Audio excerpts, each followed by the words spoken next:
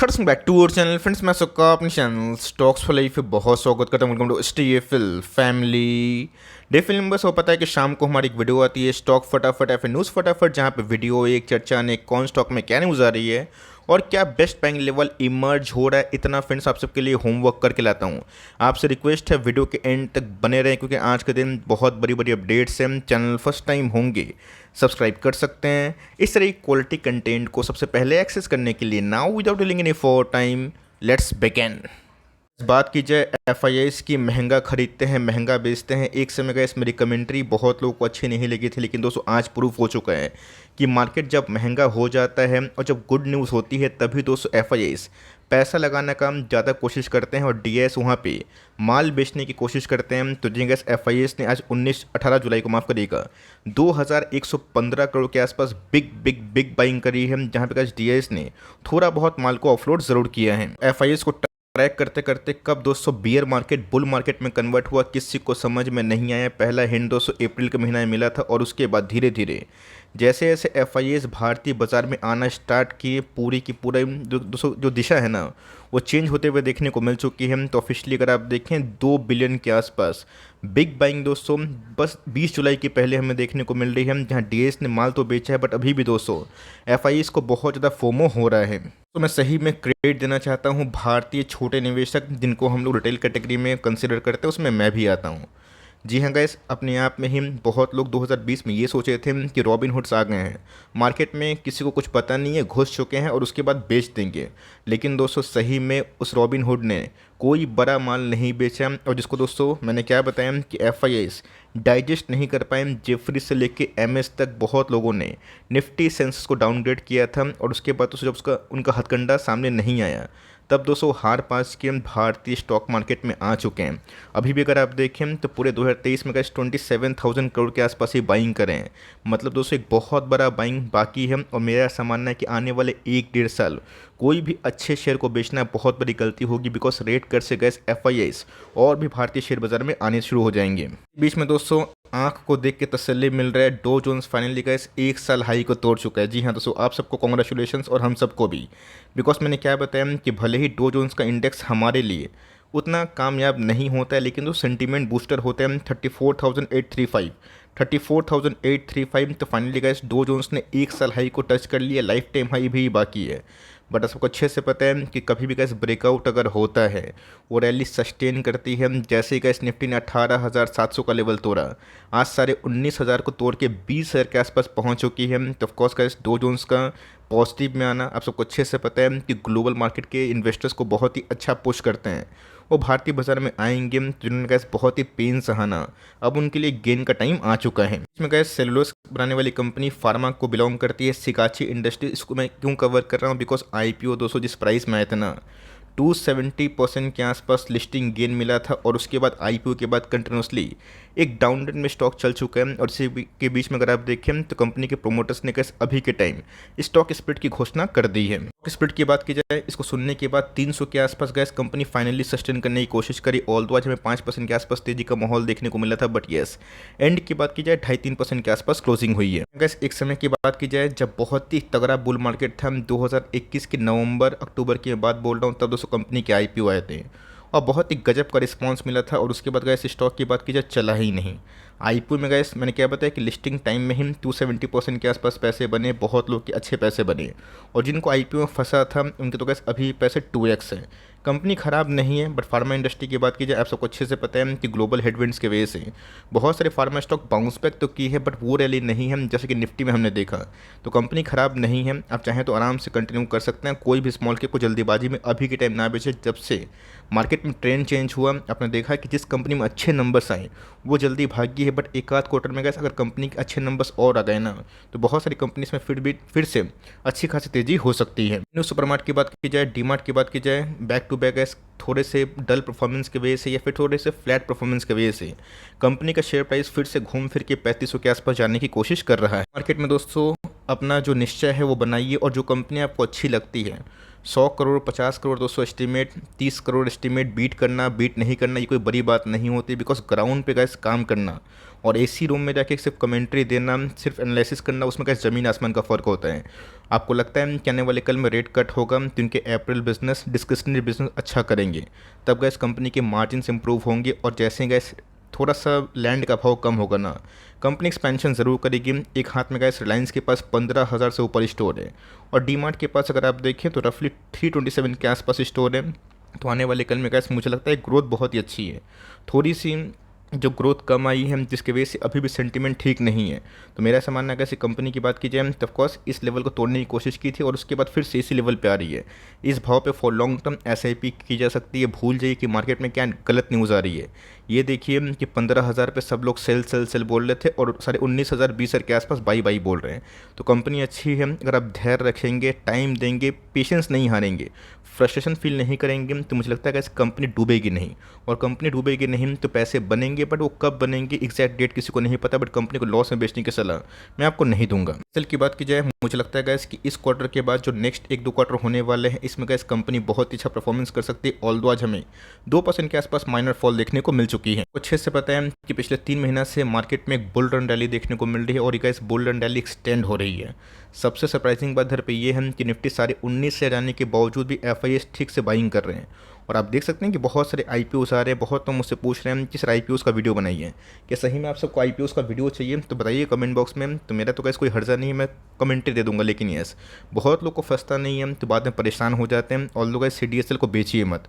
और मैं ऐसा मानता हूँ कि आने वाले 10-15 साल के लिए सीडीएसएल एनएसटीएल दोनों ही अच्छा कंपनी काम करेगी। रही बात सीडीएसएल की, एक अच्छी कंपनी है, डुओपॉली है, एनएसटीएल के आने के बाद मोनोपॉली हट जाएगी, but yes company survive at least करेगी। तो कंपनी का आने वाले एक आध क्वार्टर में जो नए आईपीओस आ रहे हैं उससे बहुत ही अच्छा कमाई कर सकती है। बात की जाए एलटीटीएस की, इनके नंबर्स के ख़राब थे बिल्कुल भी नहीं। आप चाहे तो गैस एलटीटीएस के नंबर्स के पोस्ट नंबर्स के बाद आप इसमें मौजूदा प्राइस में एसआईपी कर सकते हैं। पी कर रहे हैं, कंटिन्यू करें, फ्रेश एंट्री भी गैस की जा सकती है। आपने देखा कि आईटी स्टॉक्स में थोड़ी बहुत स्लो डाउन है, लेकिन जो गाइडेंस है कि जितना एनालिस्ट लोग ने ख्याली पकवान पाला था कितने ख़राब होंगे उतने ख़राब होंगे, उतना तो गैस अभी तक देखने को नहीं मिल रहा है। नेस्टेक ने तो गैस पहले ही हिला के रखा था और अभी के टाइम डो जोन्स ने 1 साल हाई को तोड़ के सेंटीमेंट को लिफ्ट किया है। तो मेरा सामान्य कैसे कंपनी कॉन्सोलेशन कर रही है और इस लेवल के बाद अच्छा खासा रिवॉर्ड मिल सकता है। तो यहाँ पे गैस बाई कर सकते हैं। 300-500 पॉइंट के आसपास फॉल होगा तो पैनिक मत करिएगा। बट कंपनी का इस टेक्नोलॉजी जगत में या फिर स्मार्ट टेक्नोलॉजी की बात की जाए उसमें काफ़ी अच्छा काम कर रही है। इसकी बात की जाए जैसा गैस हमने एक्सपेक्ट किया था, आपको याद होगा, वही हमें देखने को मिल रहा है। और यही दोस्तों बोलते हैं power of MOS, margin of safety का फॉर्मूला। गैस मैंने आपको बहुत बार बताया ये क्या होता है।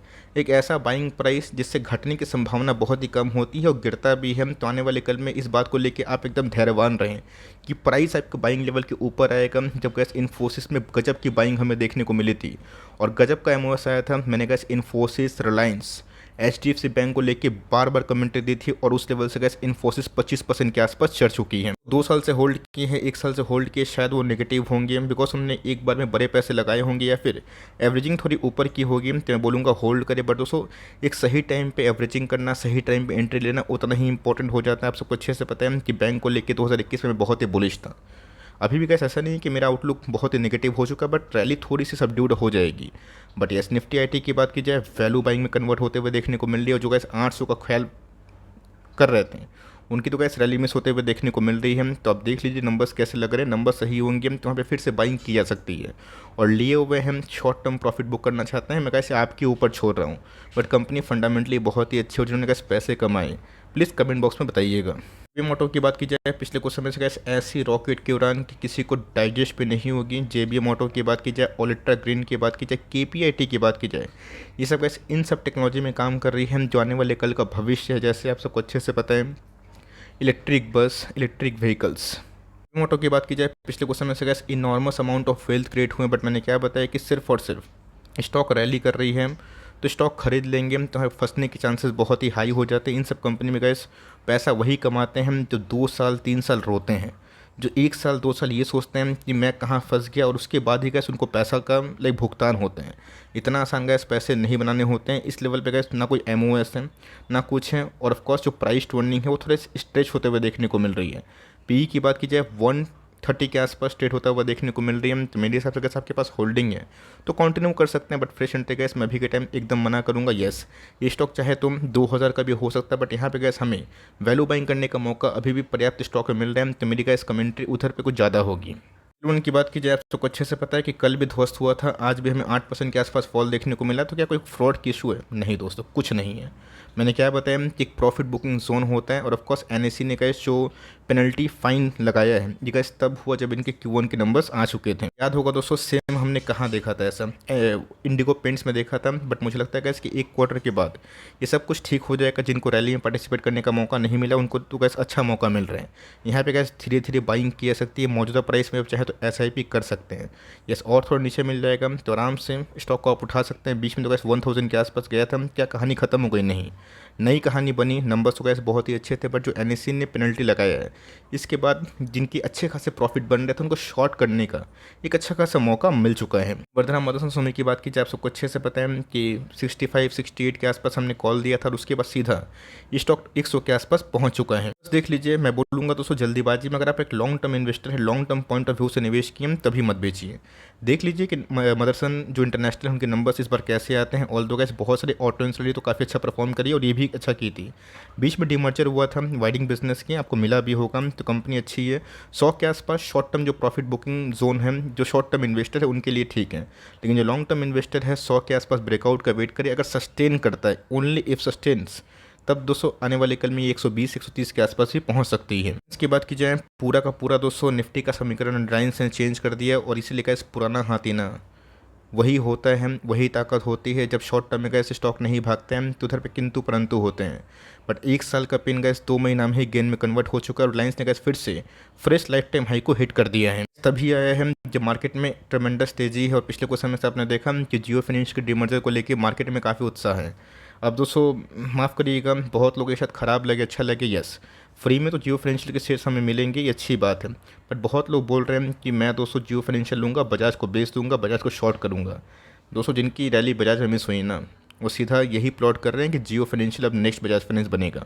हो भी सकता है, इनके पास तो भर भर के डेटा, बट इसका मतलब ये नहीं है कि पुराने मल्टी बैगर काम करना बंद कर देंगे। अभी भी कैसे बजाज में 30% के आसपास ग्रोथ हो रही है, अच्छी बात है। लिस्टिंग के बाद खरीदा जा सकता है, लेकिन यस देखते हैं 21 जुलाई को रिलायंस के नंबर से वो कैसे पेश कर रहे हैं। और आप सबको कॉन्ग्रेचुलेशन कि आपको जियो फाइनेंशियल्स का जो शेयर्स है वो मिल जाएगा। फ्रेश एंट्री गैस मैं भी के टाइम अवॉइड करने की सलाह दूंगा, बिकॉज ऑलरेडी स्टॉक चल चुका है। थोड़ा और स्ट्रेच हो सकता है, SIP कर रहे हैं तो कंटिन्यू करें। और इधर पे अगर आप निवेश करते हैं तो मेक श्योर 10 स्टॉक खरीदने की ताकत है तो 2-2 स्टॉक से पारी खेल सकते हो। तो की बात की जाए, आज हमें 4.5% के आसपास अच्छी खासी तेजी का माहौल दिखाई जरूर दिया है। 4% क्यों भागा दोस्तों आप सबको अच्छे से पता है कि पॉलीकैब के नंबर्स ने माइंड ब्लोइंग दोस्तों आतंक मचा दिया।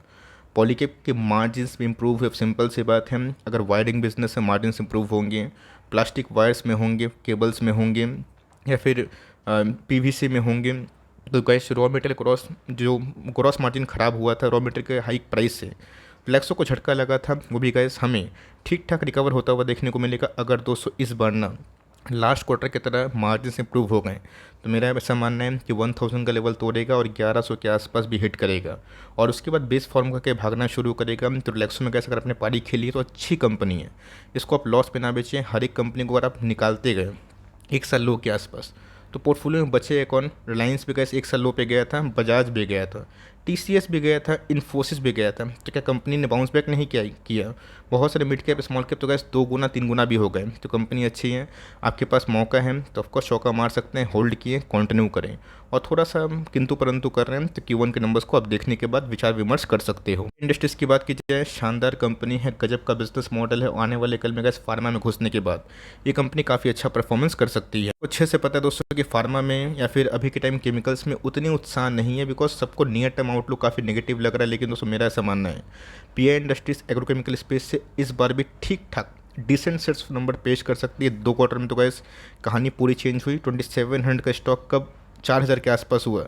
किसी को समझ में नहीं आया तो जितना भी गैस गिरता है इस सब कंपनी में आप आराम से वैल्यू बाई कर सकते हो। कंपनी की बात की जाए पिछले कुछ समय से गैस एकदम परफॉर्मेंस नहीं कर रहा है, वही 250 260 और गैस बहुत ही हद तक स्ट्रेच होते हैं 280 300 के आसपास जा सकते हैं। देखा दोस्तों बहुत सारे ब्रोकर्स ने डाउनग्रेड किया, लेकिन जेएम फाइनेंशियल की एक अच्छी रिपोर्ट हमें देखने को मिली जहाँ पे उन्होंने ये बताया कि आने वाले कल में कहाँ कहाँ ग्रोथ कम हो सकती है। तो एसिटाइल इंटरमीडिएट की बात की जाए, इथेनॉल थीम की बात की जाए, या फिर बात की जाए एसिटिक एसिड की, उनके मार्जिन्स ख़राब हो सकते हैं बिकॉज जो वीक एक्सपोर्ट है ना गाइस ये कम होते हुए देखने को मिल रहा है। मतलब जो एक्सपोर्ट्स कंपनी करती थी यूएस यूरोप अमेरिका में वो काफ़ी कम हो गए बिकॉज वहाँ पे असली स्लो डाउन है।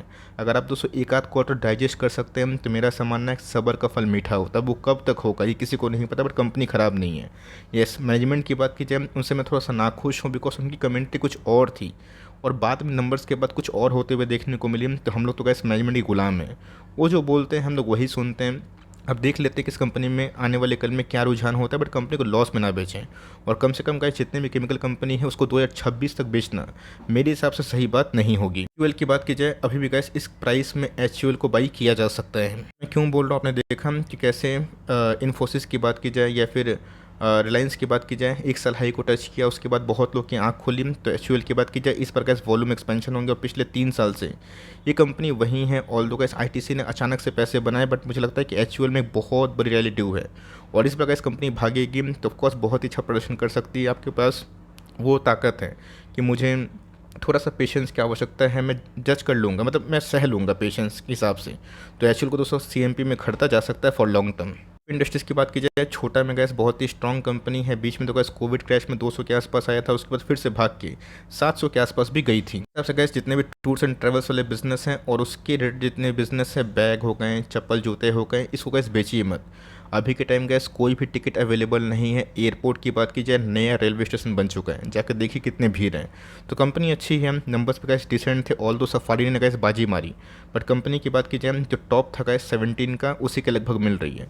इस कंपनी को गैस इस लेवल पे बाई किया जा सकता है। फर्दर हर एक फॉल में थोड़ी थोड़ी एवरेजिंग आप कर सकते हैं, लेकिन मेक श्योर 3% के ऊपर वेटेज आप ना दें और लिए हुए तो आराम से इसको होल्ड एंड कंटिन्यू कर सकते हैं। फिश माइंड्स की बात की जाए फाइनली गैस आज सुबह को एक न्यूज़ आई कि क्यूआईपी का जो न्यूज़ था सक्सेसफुल हो चुका है और उसके बाद कैसे स्टॉक की बात की जाए 6% के आसपास क्रैश हो चुका है। तो बोलेंगे सर ये क्या गेम हुआ, समझ में नहीं आया, तो समझाइए कि क्यूआईपी जब सक्सेसफुल हुआ तो स्टॉक क्यों गिरा। देखिए दोस्तों जब कभी भी क्यूआईपी होती है ना, कोई भी स्टॉक में अचानक से तेज़ी बनती है बिकॉज उनको क्यूआईपी हिट करवाना होता है और मार्केट में जो पार्टिसिपेंट्स हैं उनको थोड़ा सा अट्रैक्ट करना होता है, थोड़ी बाइंग हो जाती है और जब न्यूज़ सक्सेसफुल हो जाती है ना तब ऑफकोर्स जो फ्रॉड होता है वो निकल जाता है। तो फ्रॉड गैस अभी टाइम निकल चुका है। तो स्मॉल कैप में गैस एक अच्छी कंपनी है, 13,000 करोड़ के आसपास की मार्केट कैप है। मिड कैप भी आप इसको कंसिडर कर सकते हैं। पूरा का पूरा जो रैली है दोस्तों आने वाले 2-3 साल में उसके लिए गैस आप चाहें तो वेट एंड वॉच भी कर सकते हैं। केपीआईटी की रैली छोटी कोई बात नहीं, हैप्पीएस्ट माइंड कैसे एक अच्छी कंपनी ऑल दो आईपीओ के बाद बहुत ही हॉट बना था, एएसएम लिस्ट में आया था और उसके बाद रैली हुई ही नहीं।